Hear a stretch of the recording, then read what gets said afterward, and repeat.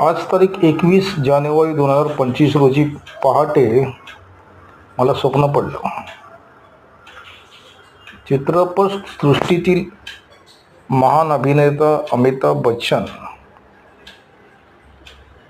एका जिन्यामध्ये बसले होते.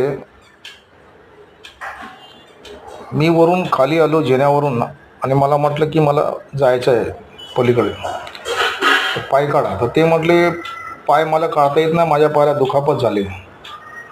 तर मी पाहिली तर त्यांच्या पायाला नडगीला हाडाजवळ दुखापत झाली होती, त्याला तिथं औषध लावलं होतं. मग मी कसं तरी त्या पायावरून टांग टाकून पलीकडे आलो.